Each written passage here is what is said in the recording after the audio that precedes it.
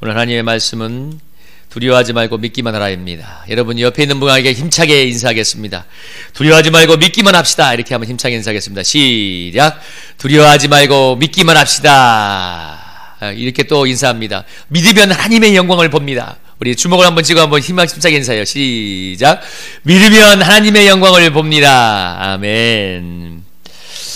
예, 오늘 말씀은 두려워하지 말고 믿기만 하라입니다.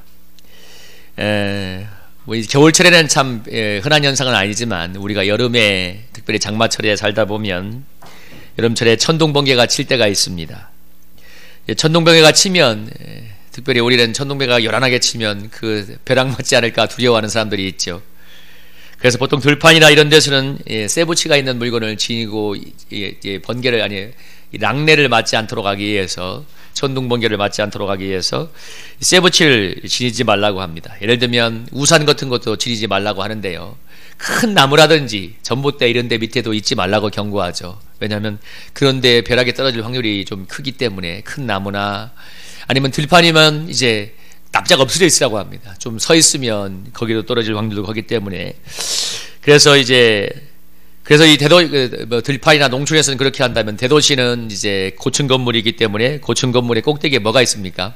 피레침을 달아놓죠, 그죠? 피레침을 달아놓는데, 그리고 낙뢰가 피레침으로 떨어지도록 이렇게 유대합니다. 그래서 그냥 몇십만 볼트에 달하는 그 낙뢰가 떨어져도 그게 이 피레침을 통해서 지하로 땅으로 흘러가 버리죠. 그래서 피해가 없는데요.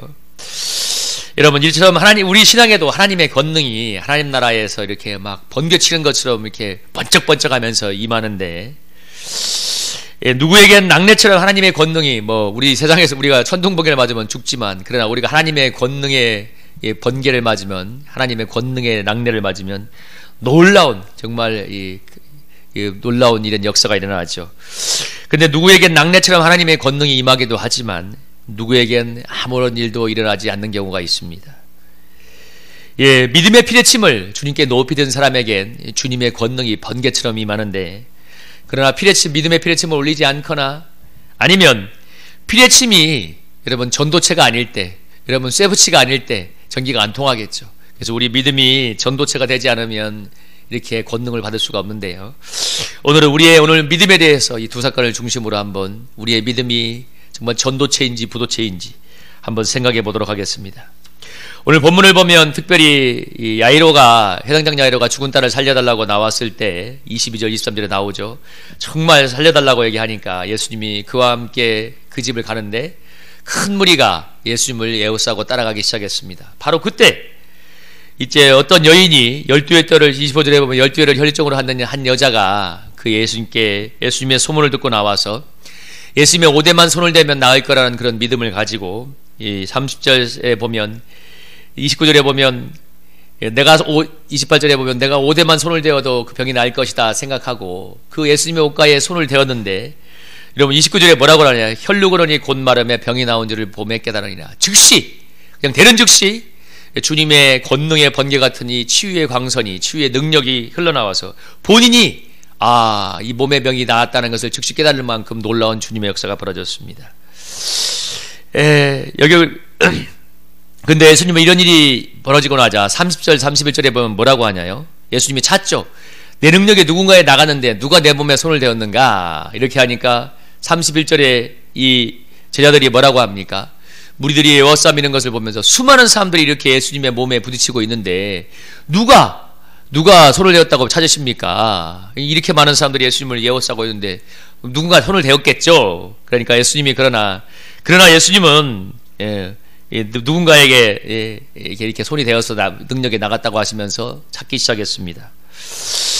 오늘 많은 사람들이 부딪혔습니다. 많은 사람들이 예수님의 옷가에 손을 댔지만, 그러나 예수님의 옷가에 손을 대었을 때 능력이 나간 사람은 바로 여인 한 사람이었습니다. 수많은 사람들이 예수님을 에워싸고 밀고 있었지만, 그러나 예수님에게서 능력이 나간 사람은 여인 한 사람이었습니다.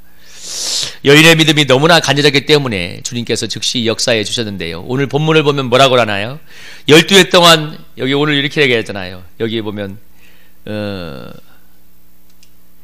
25절 26절에 보면 12회 동안 혈증을 앓으면서 많은 의사에게 괴로움을 받았고 다 허비하고 회음도 없고 더 증세에 중화졌다고 말합니다. 여인이 정말 수많은 사람들에게 찾아가서 여러분 얼마나 많은 이 요법을 썼겠어요. 민간 요법, 치료도 받아보고 우리나라로 말하면 굿도 했겠죠. 굿도 하면서 그야말로 어떻게든 나아보려고 했는데 나아지지가 않았어요. 그러다가 점점 더 병사가 심해지는 그 12년의 고통을 겪다가 예수님의 소문을 듣고 예수님께 나가면 치유받을 것이라는 그런 믿음을 가지고 즉시 예수님의 소에 간절하게 한번 손을 대게 되었을 때 여러분 뭐라고 하나요? 5대만 손을 대어도 구원을 받을 것이다. 옷만 만져도 치유를 받을 거야 하는 간절한 믿음으로 손을 대었을 때 정말 주님의 의지와는 상관없이 놀라운 권능이 즉시 나와서 여러분 12년간 그녀를 괴롭히던 병이 나은 것을 믿으시길 바랍니다. 여러분 즉시 나아버렸습니다. 할렐루야. 12년 동안 괴롭히던 혈류증이 즉시 나아버렸어요. 여러분이 오늘 여인은 병만 낫고 사라져버리려고 했는데 예수님이 누가 나에게 이렇게 손을 대었냐고 하시면서 30절에 보면 찾죠. 제가 너무 많은 사람들이 이렇게 옷에 손을 대었는데 왜 찾냐고 하니까 예수님이 이렇게 찾으니까 여인이 두려워서 예수님 앞에 나와서 이렇게 무릎을 꿇으며 자기의 사실을 다 고하지 않습니까?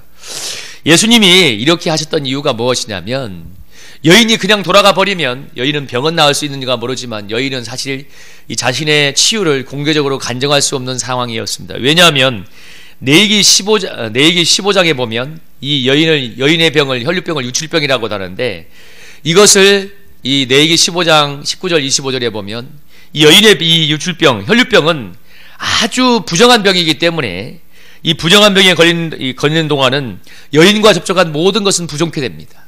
그렇게 이 율법이 레위기에서 구정을 했기 때문에 여러분 여인이 어떤 생각을 하고 살았겠어요?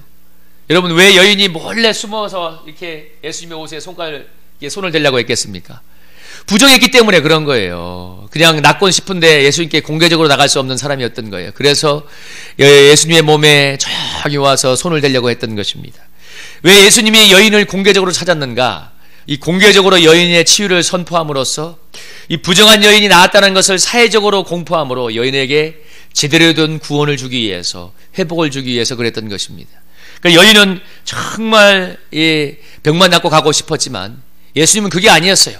그 병이 나았다는 것을 그 즉시 여인이 부정한 병이라고 오명을 쓴 그 병에 걸려있기 때문에 여인을 공중 앞에서 치유를 선포함으로써 여인에게도 사회적인 회복도 함께 시켜주었습니다. 그러니까 부정한 병에서 나았다. 그래서 네 믿음이 너를 구원하였으니까 이렇게 평안히 가라. 예수님이 이렇게 선포하지 않습니까? 네 믿음이 너를 구원하였으니까 평안히 가라. 그래서 예수님은 이렇게 좋은 것을 주시는 분인데요. 여인은 병만 낫고 싶었지만 예수님은 여인에게 훨씬 더 좋은 것을 주었습니다. 여인은 정말 여러분 그래서 우리가 예수님께 나가야 될 이유가 그거예요. 우리 에베소 3장 20절 21절에 보면 이렇게 말합니다. 여러분 같이 한번 읽어볼까요? 에베소 3장 20절 21절입니다. 한번 읽어보겠습니다. 시작.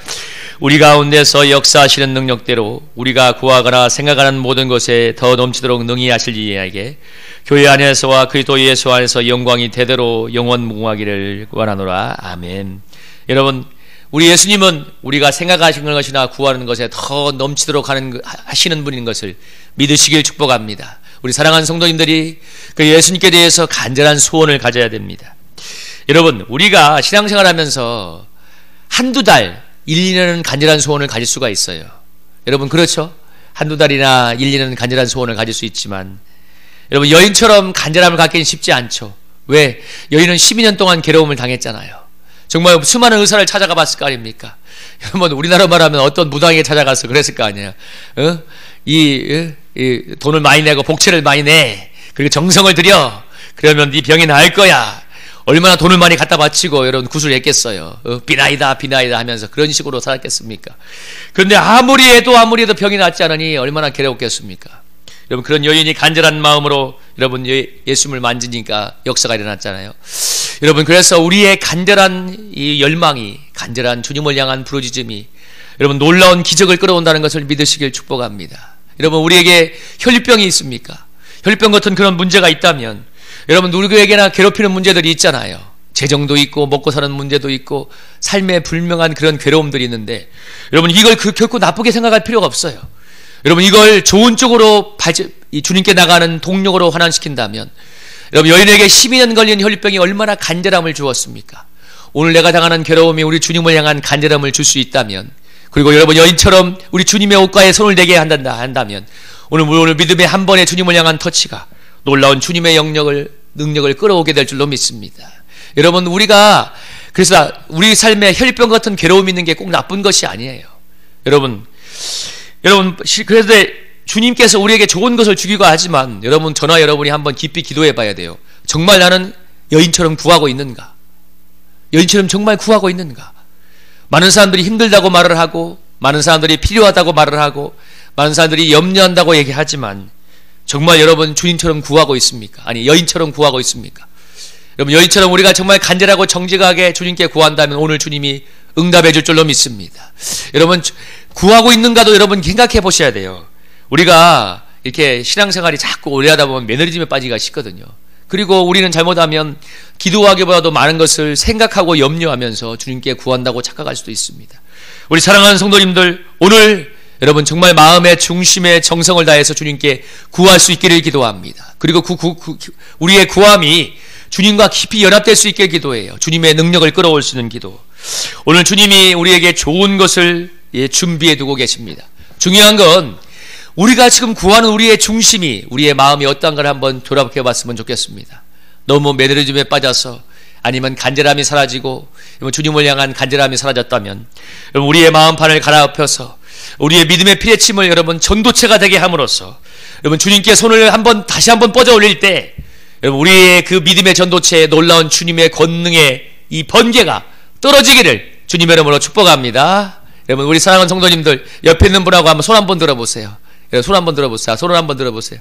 손을 한번 확 들어보시고, 옆에 있는 분을 한번 보세요. 옆에 있는 분을 한번 보시고, 옆에 있는 분을 한번 보시고, 자, 당신의 손이 한번 따라해보세요. 시작. 당신의 손이 믿음의 전도체가 되길 바랍니다. 한번 시계 해봅시다. 시작. 믿음의 전도체가 되기를 바랍니다. 아멘. 여러분, 믿음의 전도체가 되면 어떻게 한다고요? 손을 직접 뻗어 올리면 즉시 주님의 권능이 떨어질 줄로 믿습니다. 우리 성도님들의 믿음의 손이 올라가기를 소망합니다. 오늘 여인이 이렇게 병이 낫고 이렇게 은혜로운 역사가 벌어진 동안 어떤 역사가 일어났냐면, 여기 보면은 이렇게 여인이 병이 낫는 동안 35절에 보면 어떻게 됐어요? 회당자의 집에서 하필 그 순간에 회당장의 집에서 사람이 와서 딸이 죽었다고 말했습니다. 참 너무 드라마 같죠? 근데 야이로에게는 너무나 절망적인 소식입니다. 여인에게는 그 12년 걸린 한 맺힌 숙제가 사라지고 할렐루야 여인이 춤을 추며 돌아가는 그 시간인데, 이 해당장 야이로의 집에서 35절에 보면 딸이 죽었다고 선생을 더 괴롭게 하지 말라고 얘기합니다. 근데 예수님의 반응이 너무나 신기합니다. 오늘 보면 여러분 36절에 보면 뭐라고 하나요?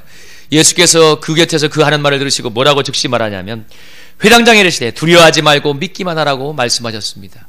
저는 여러분 이 본문을 가만히 묵상해 보면서 어떤 생각이 들면, 야, 이 상황에서 이걸 할 말인가? 여러분 한번 가만히 생각을 해보세요. 딸이 죽었어요. 여러분 정말 그래도 딸이 살아있을 때는 어떻게든 주님이 오면 이렇게 고쳐줄 거라고 소망을 갖고 있었는데, 그 딸이 죽었다는 말을 들었는데 주님이 두려워하지 말고 믿기만 하라는데, 여러분 뭘 두려워하지 말고 뭘 믿으라는 거예요? 한번 생각해 보세요. 딸이 죽어서 그야말로 마지막 숨이 붙어 있을 때는 그래도 주님이 오시면 살 거야라는 신라 같은 소망이라도 있었는데, 딸이 죽어버렸는데 예수님이 두려워하지 말고 믿기만 하래요. 여러분 얼마나 어처구니가 없는 얘기입니까? 뭘 믿고 뭘 두려워하지 말라는 거예요. 어쨌든 간에 예수님께서 이 야이로에게 두려워하지 말고 믿기만 하라고 이 믿음을 심은 다음에 예수님은 세 제자만 데리고 야이로의 집에 가셨습니다. 그리고 38절에 가니까 어떤 일이 벌어졌나요? 사람들이 심하게 울고 통곡하면서 이 해당장 야이로의 사랑하는 딸이 죽음으로 인해서 온 사람들이 애통하며 집안이 눈물바다가 되었습니다. 근데 예수님께서 뭐라고 얘기하냐면, 여러분 뭐라고 하냐요? 어찌하여 떠들며 우느냐? 이 아이가 죽은 것이 아니라 잔다. 예수님께서 말씀하셨는데, 이 부활의 주님 안에서 죽음도 잠이기 때문에 예수님께서 이렇게 말씀하니까, 여러분 40절에서 사람들이 반응이 뭔가요? 비웃어버렸죠.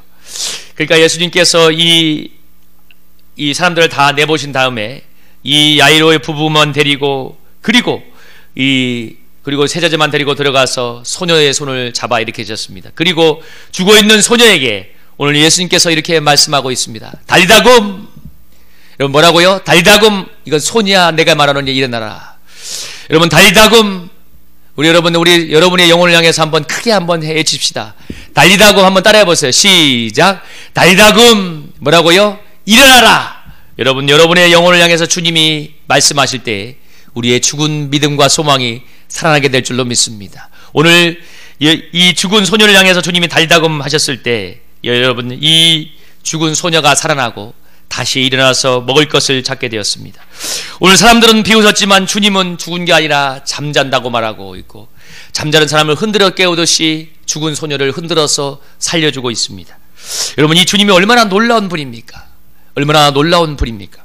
이 주님께서 오늘 우리에게 말씀하고 있습니다. 두려워하지 말고 믿기만 하라. 여러분, 오늘 우리 삶에 어떤 절망적이고 근심 어려운 문제가 있어도 우리 주님은 죽은 자를 살리시는 분이기 때문에 그 문제에 손을 대어서 달리라고 말씀하시면 여러분, 그 문제가 살아나게 될 줄로 믿습니다. 중요한 건 우리에게 주님께서 믿음을 갖기 원하시죠. 여러분, 여러분에게는 어떤 두려움과 근심이 있습니까? 오늘 주님께서 두려워하지 말고 믿기만 하라고 하고 있습니다. 이 말씀을 들을 때 우리 마음속에 두려워하지 않고 믿는 믿음으로 충만해지길 원하는데요. 여러분, 오늘 회당장 야이로의 딸을 살리신 주님께서 오늘 이 시간 우리에게도 찾아오셔서 우리에게 동일하게 말씀하고 있습니다. 두려워하지 말고 믿기만 하라. 그리고 믿는 사람들에게 달다고 말씀하심으로 소녀가 살아난 것처럼 부활의 역사를 우리에게 이루어주고 싶어 하십니다. 여러분, 우리 주님, 우리에게 속에 있는 이 수많은 이 믿음의 역사를 방해하는 장애물들을 주님은 제거하길 원하시는데요. 여러분, 오늘 주님께서 부활의 역사를 행하기 전에 가장 먼저 하셨던 게 무엇이었어요? 소녀가 죽은 게 아니라 잔다고 말씀하시는 사람들을, 비웃는 사람들을 내어 쫓아 보냈습니다. 내보내버렸어요. 오늘 주님께서 오늘 우리에게 찾아오셔서 부활의 역사를 행하고 싶어 하는데 가장 먼저 하고 싶어 하는 게 뭐냐면 우리 속에 있는 불신의 비웃음을, 우리 속에 있는 신앙의 냉소를 내쫓기를 원하십니다. 주님은 우리 속에 들어오셔서 우리 속에 오셔서 달다금 하시면 죽은 우리의 믿음이 살아가고 즉시 부활하는 역사, 하나님의 역사가 일어나게 되지만, 여러분, 믿음으로 구해야 응답을 받잖아요. 그래서 우리의 믿음이 먼저 살아나야 되는데, 이것을 위해서는 여러분, 오늘 우리 사랑하는 성도님들의 이 불신앙의 요소를 여러분 내어 쫓아야 됩니다. 여러분, 오늘 40절에 보면 사람들이 비웃는다고 말하고 있는데, 여러분, 왜 비웃고 있습니까? 여러분, 사람들이 왜 비웃고 있어요? 여러분, 쭉 역사상 죽은 사람이 아무도 살아난 사람이 없지 않습니까? 어느 누구도 죽은 사람이 살아난 사람이 없는데도 불구하고, 그러면서 인간의 경험과 이성의 한계에서 보면 죽은 사람이 살아난 사람이 없기 때문에 사람들은 그 말을, 예수님의 말씀을 비웃고 거부해버렸습니다. 여러분, 우리의 경험과 이성 안에서 여러분 죽음의 문제처럼 우리가 안 된다고 여기는 부분이 있습니까? 많은 사람들이 경험적인 신앙을 쌓다 보면 분명히 자기가 스스로 정해놓은 한계가 있어요. 이건 안 된다고 생각하는 게 있어요. 아니면 자기가 포기해버리는 영역이 있습니다.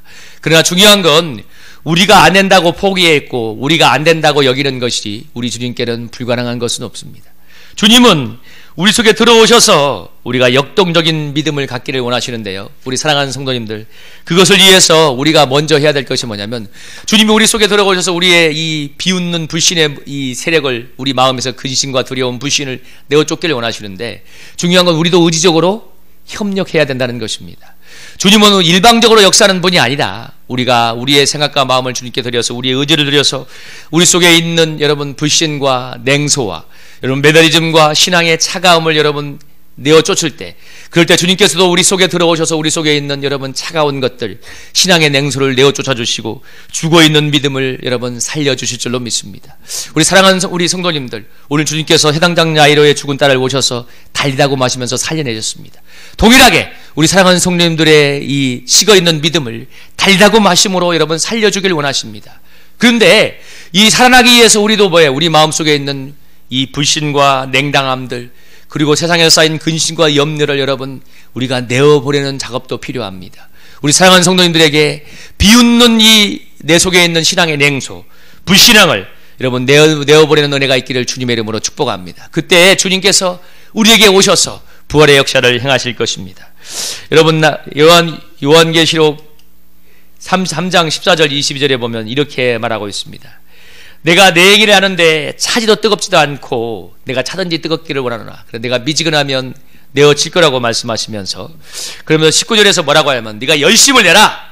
그리고 내가 문 밖에서 두드리는데 내가 마음을 열고 네게로 들어가서 너와 더불어 먹을 것인데, 이렇게 주님과 교통하는 사람들에게 어떤 축복이 임하냐면 21절에 보면 이기는 축복을 줄 거라고 얘기하고 있습니다. 우리 사랑하는 성도님들, 오늘 주님께서 마음문에 우리 부활의 주님이 2000년 전에 죽은 야이로의 딸을 살리고 혈유병에 걸린 여인을 거친 우리 주님께서 우리 마음문을 노크하고 있습니다. 우리의 마음문을 노크하시고, 여러분 우리의 마음문을 노크하시면서 우리를 살려주기를 원하시는데, 중요한 건 내가 마음의 문을 열어야 됩니다. 여러분, 우리의 이 마음의 문을 열지 못하는 게 하게 하는 게 뭔지 아십니까? 누가복음 21장 34절에 보면 이렇게 이야기하고 있어요. 방탕함과 술 취함과 생활의 염려가 우리의 마음을 둔하게 만든다고 말하고 있습니다. 우리의 마음을 예수님께로부터 둔하게 만들고 믿음을 저하시키고 예수님께 대해서 냉담하게 만드는 게 무엇이냐면 세 가지입니다. 방탕함과 술 취함과 생활의 염려. 생활의 염려가 우리의 마음을 둔하게 한다고 하는데, 방탕함은 여러분 꼭 도덕적인 방탕을 말하는 것이 아니라 그 마음 중심에 하나님을 두지 않는 것입니다. 하나님 없이 우리가 마음대로 살아가는 그 상태를 말하는데, 이렇게 방탕함이 있으면, 우리 중심에 주님이 없으면 염려와 근심이 찾아오고 우리 마음이 둔하게 되어서 여러분 잠을 자게 됩니다. 그래서 오늘 요한계시록에서 뭐라고 했어요? 볼지어다 내가 문 밖에서 두드리노니 누구든지 내 음성을 듣고 문을 열면 내가 그에게 들어가 더불어 먹고 그런 나와 더불어 먹으리라. 여러분, 오늘 근심과 염려로 인해서 여러분 식어지고 여러분 하나님이 없음으로 인해서 방탕해진 그 마음을 우리 주님께로 열어서, 여러분 주님께로 열어서 마음문을 활짝 열 때, 그리고 여러분의 주님과 힘입어서 여러분의 마음속에 있는 생활삶의 근심과 염려와 두려움을 청소하게 될 때, 우리 부활의 주님께서 우리 사랑하는 성도님들에게 찾아오셔서 우리 사랑하는 성도님들의 죽은 믿음을 살려주시고 여러분 부활의 놀라운 역사를 이루어 줄 줄로 믿습니다. 이 시간 우리 사랑하는 성도님들, 주님을 향해서 마음의 문을 열 수 있기를 바랍니다. 여러분, 이 마음의 문은 내가 열어야 되는 거예요.